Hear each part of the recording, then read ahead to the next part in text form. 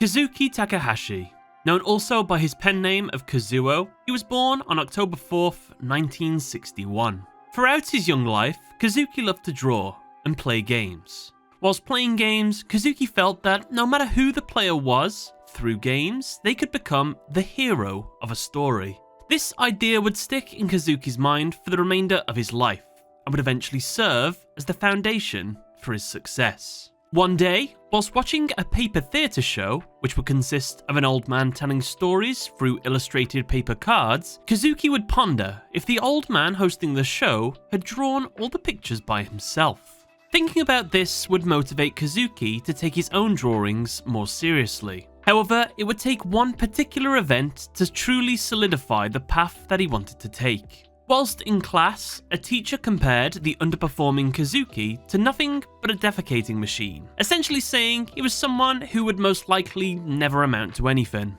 Despite insulting Kazuki in front of the whole class, he defiantly stood up and asked through the laughter of his classmates, "Oh yeah? Well, could a defecating machine create manga?"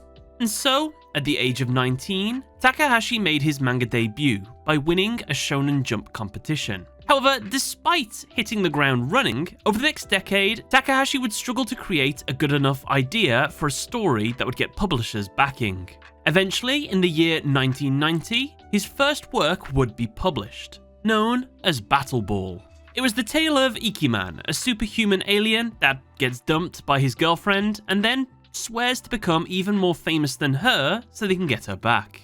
And so, Ikiman becomes entwined with the Battle Ball team and becomes their superhuman teammate that battles against alien enemies for the title of champion. A year after Battle Ball's publication, Kazuki would make Tenshoku Danji Beret. This story followed Beret, an unreliable man who used his strong body to earn money by working as a hitman. However, after falling in love with a sister of a church that is on the verge of collapse, he now uses his strength to save the church by acting as a professional wrestler. Both of these series would be short-lived, and Takahashi wanted to create something big. But all the biggest series were battle mangas, and he felt every type of story that could be told had been told in that genre. So, how would he make something original that would stand out from the crowd? In the end, he decided to create a battle manga where the premise wouldn't be characters just hitting each other. Instead, they would fight in a different way. What that way would be? Well, that proved difficult to figure out at first. However, once the word game came to Takahashi's mind, that's when all the pieces began to fall into place. He would create a manga that was based around his love for games, and the idea that anyone could become a hero in those games.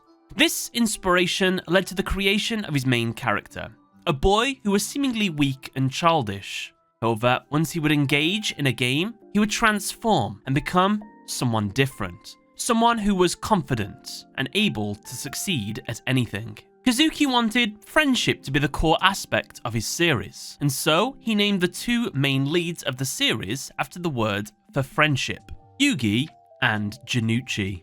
Finally, every story needs a good rival, and so to create one, Kazuki thought back to a story he once heard about an arrogant card player who would flaunt his collection and would crush new players. This person would become the inspiration for Seto Kaiba.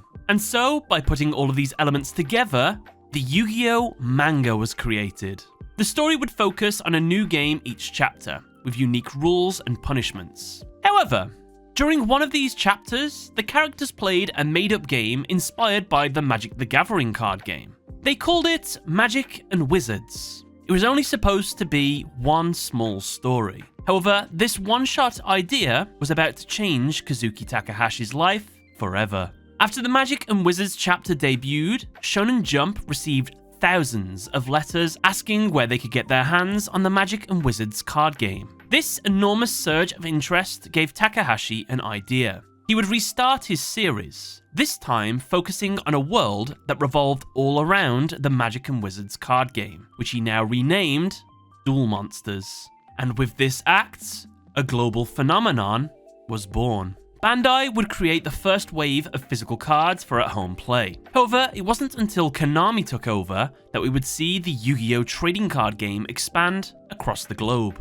The Yu-Gi-Oh manga would then expand, receiving anime adaptations, movies, sequel series, video games, merchandise, tournaments, and so much more. It is estimated that the Yu-Gi-Oh brand is worth $20 billion, which in fact makes it the 23rd highest grossing media franchise in the entire world. Kazuki Takahashi would remain closely attached to the brand over the years, overseeing storylines and new card artworks from time to time. He would also work on other manga and stories. One of his most recent contributions was during the Yu-Gi-Oh! Anime's 10th anniversary movie, The Dark Side of Dimensions, where Kazuki not only acted as executive producer, but also hand-drew the key animations for 2 iconic scenes. You can see how much Kazuki enjoyed his creations, as his home was filled with memorabilia from the franchise. In fact, he even had his dog made into a card, which he himself did the artwork for. Yu-Gi-Oh! Would grow into not just a manga, an anime, or a card game, but a way for people to meet each other,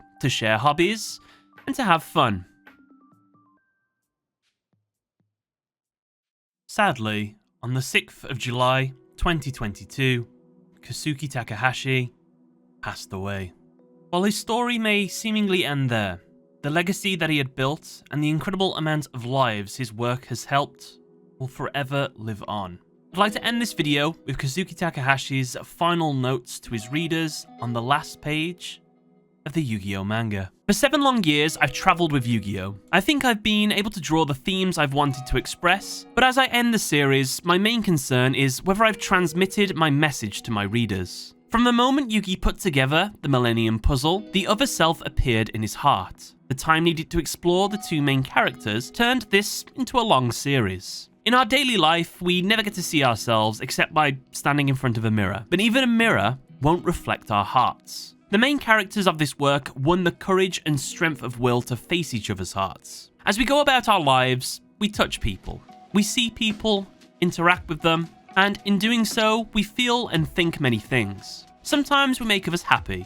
Sometimes we hurt them. We sympathize and we disagree. In the midst of this, we learn that people's thoughts and feelings are not a one-way street. You may say that something's very basic and natural, but what I wanted to draw and write in this work was just that interaction between people, and in order to do that, I used games. The games that the characters played were not played facing monitors, but facing other people. The opponent they played were the mirrors that reflected their hearts. In a basic sense, they fought each other's spirits. Because this was a manga, it was deeply coloured by the battle between good and evil. But I think the basis of the game was to clarify what lies between people. I think this was the reason that the Yu-Gi-Oh card game became so successful all over the world. In my mind, Yu-Gi-Oh has been completed. But throughout the world, many people are taking my work and the cards in their hands. In gratitude for that, I would like to prolong the world of Yu-Gi-Oh for just a little while longer. I borrow the end of this book to thank all of those who have participated in this world. Thank you from the bottom of my heart. Kazuki Takahashi.